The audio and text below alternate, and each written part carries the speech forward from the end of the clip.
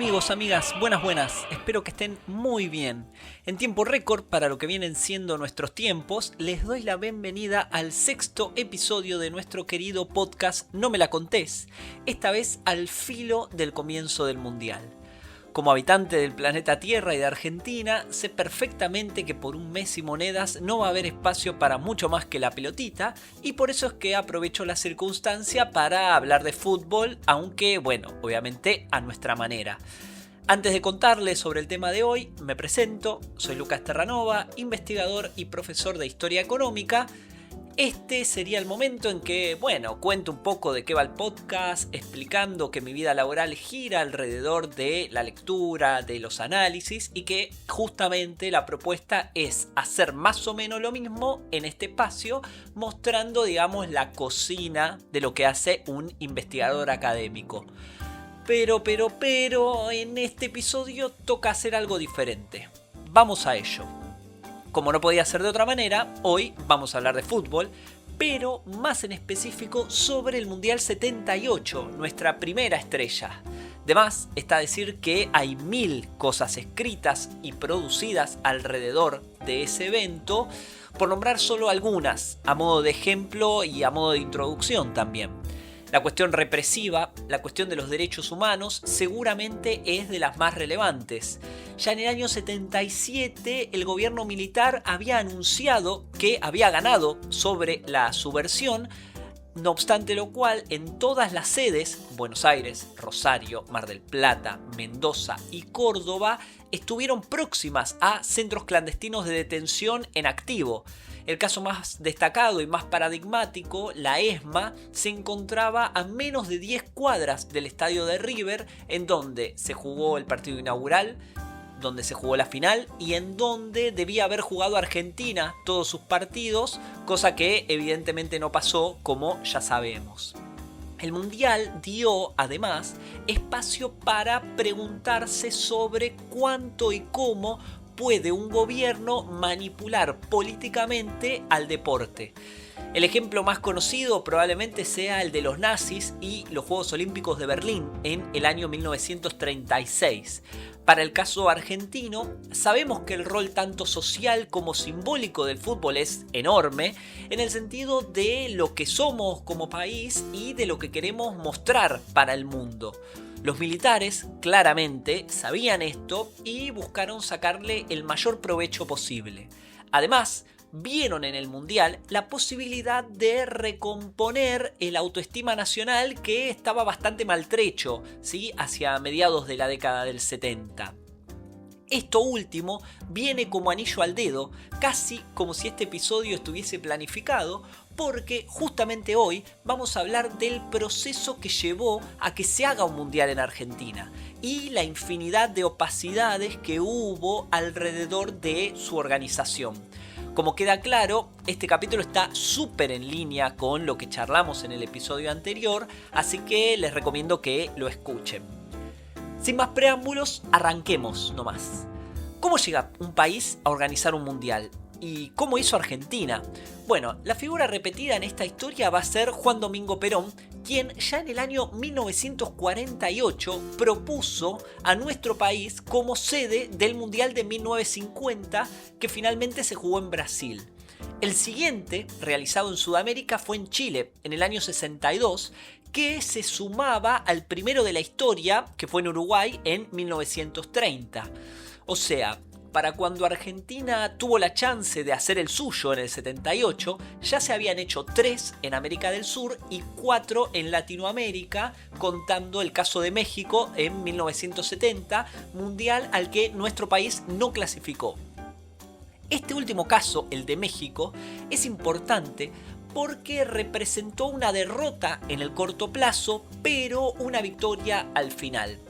En el año 66, la FIFA, la federación encargada obviamente de organizar los mundiales, había decidido que iba a hacerlos intercalados, uno en América, otro en Europa.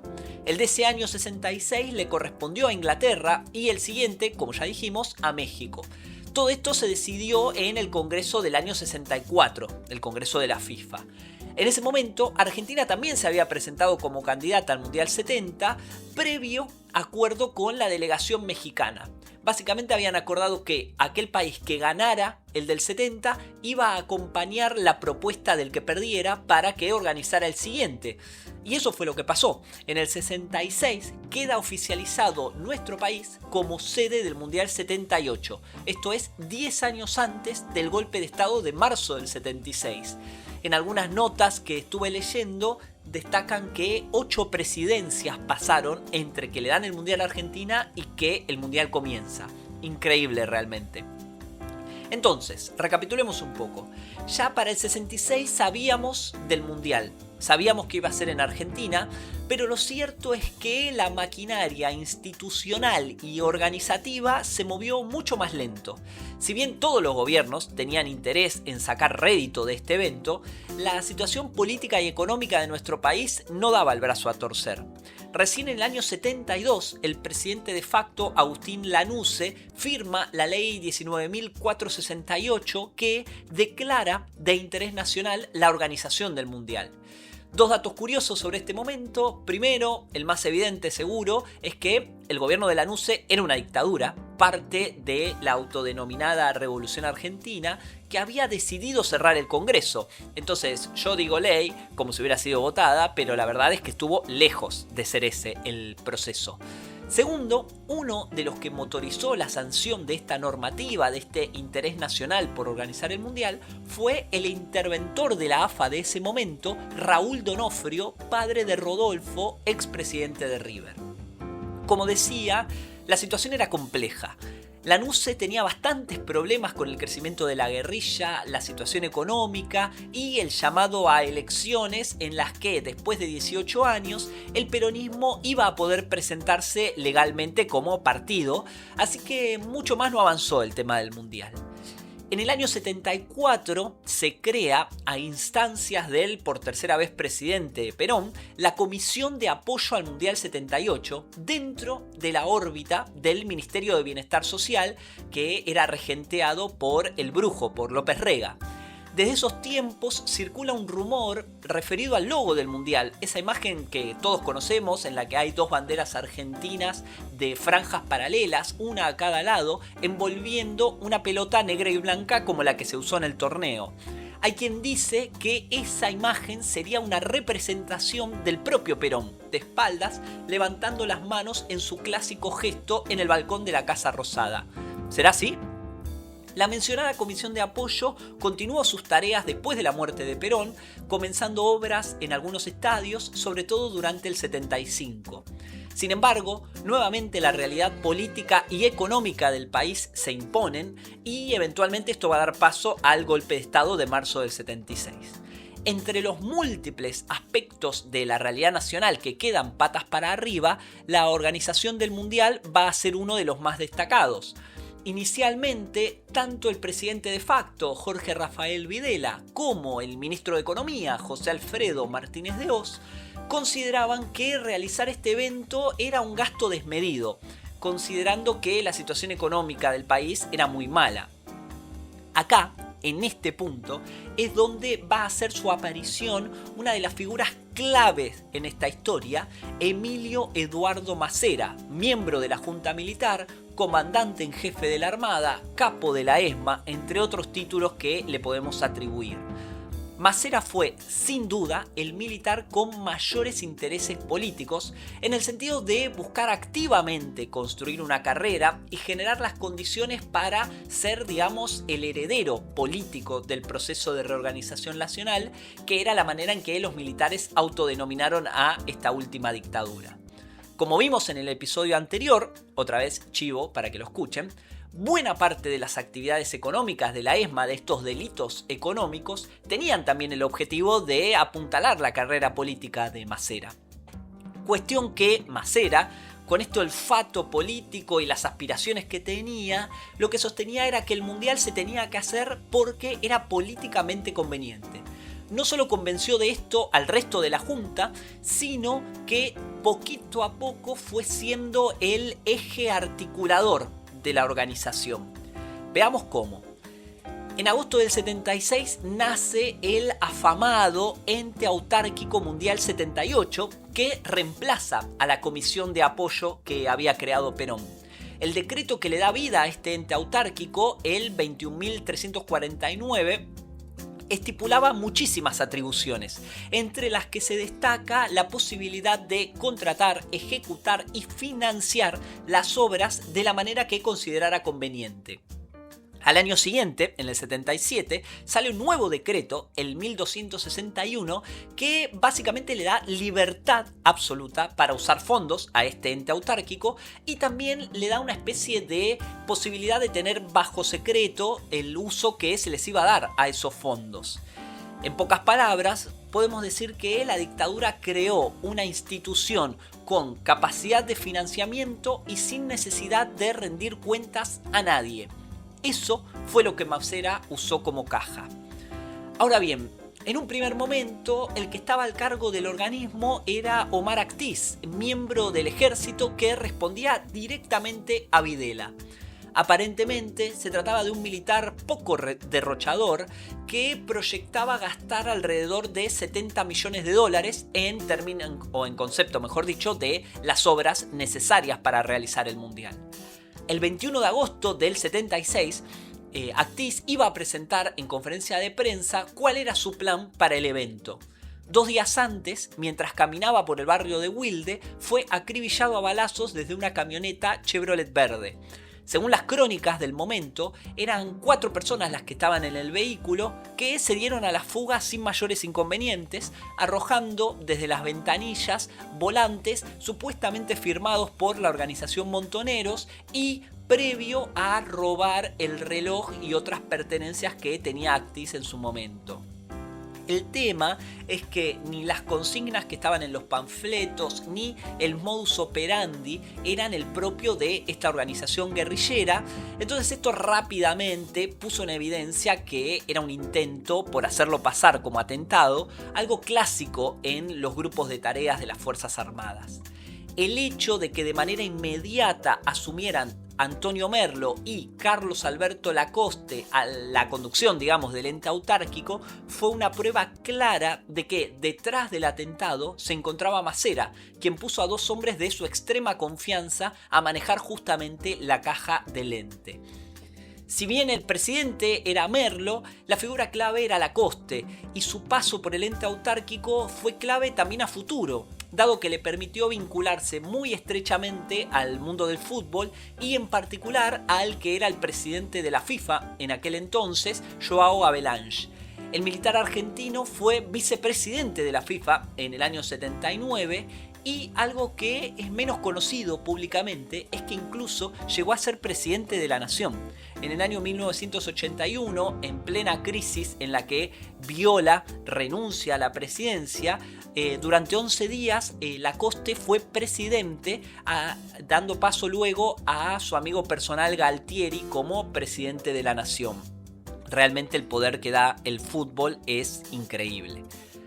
Volvamos a la realización del Mundial. ¿Se acuerdan que el presupuesto original había sido de $70 millones? Bueno, bajo la fiscalización de Lacoste, el ente autárquico gastó aproximadamente 521 millones, más de 6 veces de lo original, aunque lo cierto es que no está claro el monto total gastado. Para variar, otro caso de opacidad en el manejo del dinero por parte de los militares.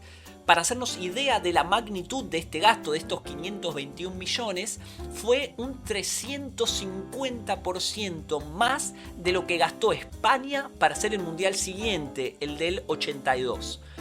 Alguno dirá que que Argentina tenía que hacer más obras como mejorar aeropuertos, rutas, construir hoteles, mejorar la red de Telex, que era el sistema de comunicación del momento, entre otras obras.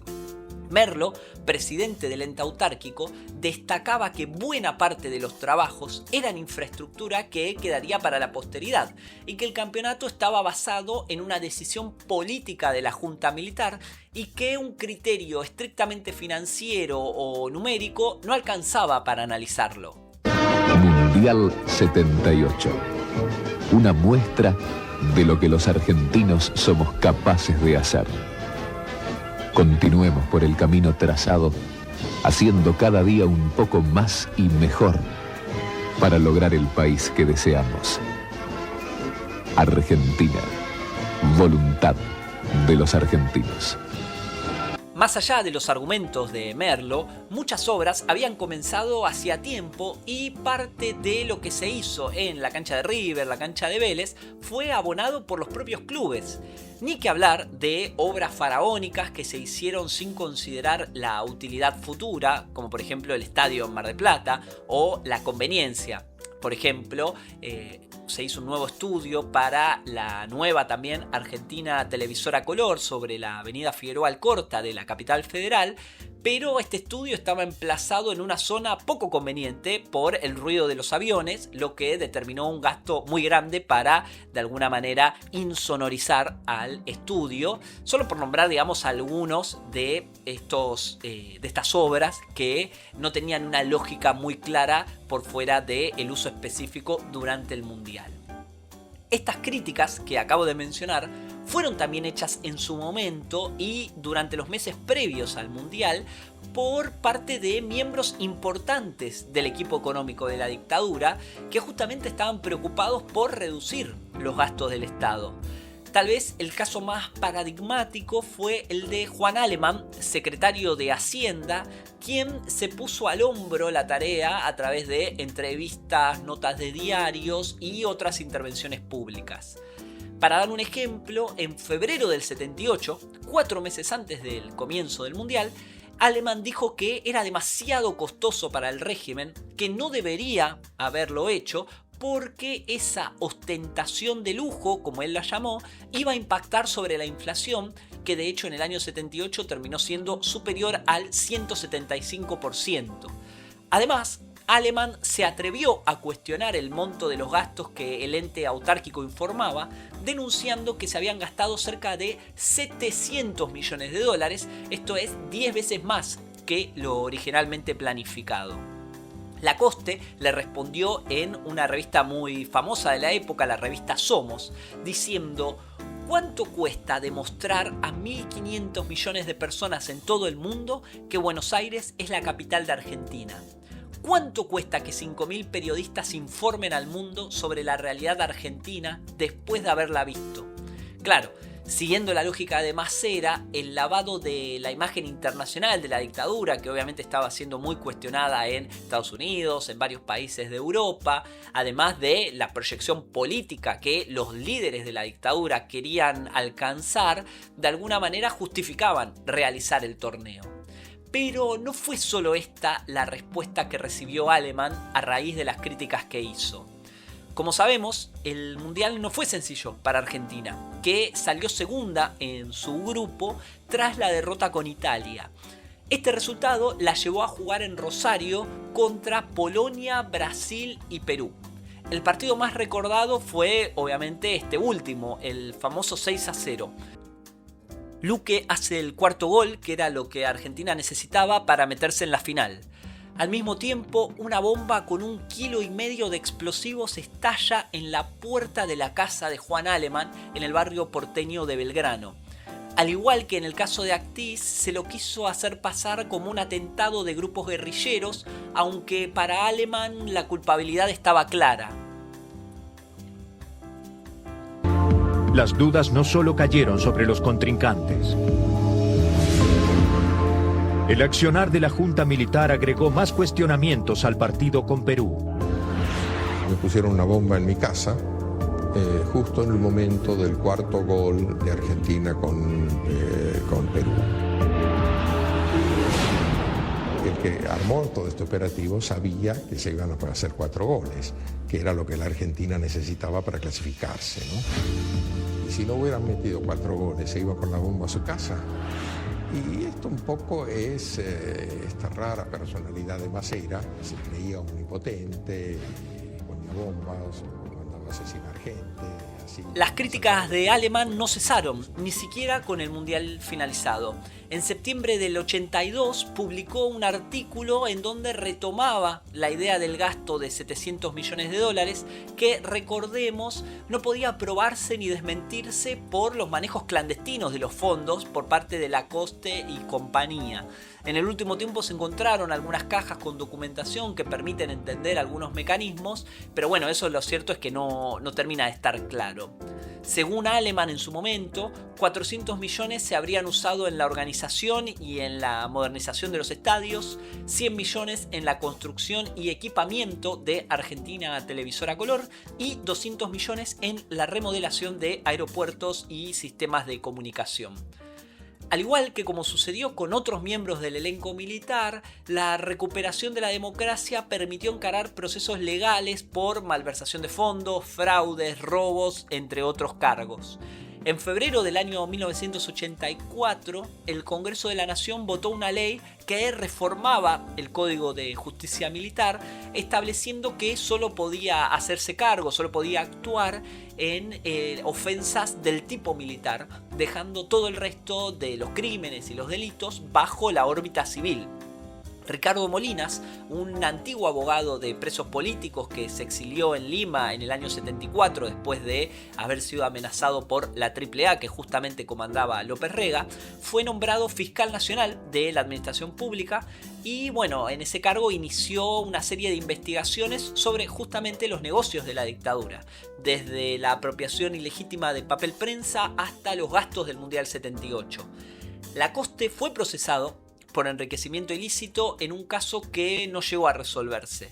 De igual forma, en 1990, el Tribunal Federal de Buenos Aires consideró que no había dado explicaciones suficientes sobre por qué su patrimonio había aumentado un 443% entre el 77 y el 79. Pero bueno, hasta acá llegamos. Como siempre me quedo con la impresión de que tocamos 1000 temas, pero que muchísimos quedan por fuera. Al igual que en otros episodios, para realizar el presente estuve viendo bastantes libros y artículos. Quiero destacar sobre todo una serie de notas que están en el sitio Papelitos, donde se informa de distintas situaciones vinculadas al mundial, tanto políticas como referidas al fútbol, las cuestiones internacionales y demás. Hay un libro de Marcos Novaro y Vicente Palermo que se llama La dictadura militar, donde se abordan estas cuestiones también, y después, bueno, otra serie de bibliografía, Paula Canelo, entre otros autores y autoras que sirven para pensar los conflictos al interior de las Fuerzas Armadas, la organización del Mundial y cómo este tipo de eventos pone sobre la mesa las pujas de poder, los comportamientos mafiosos de las Fuerzas Armadas y particularmente de la Armada, comandada por Macera. Como diría Guillermo Nimo, por lo menos así lo veo yo. Nos cruzamos la próxima, esperemos que con la cuarta a cuestas.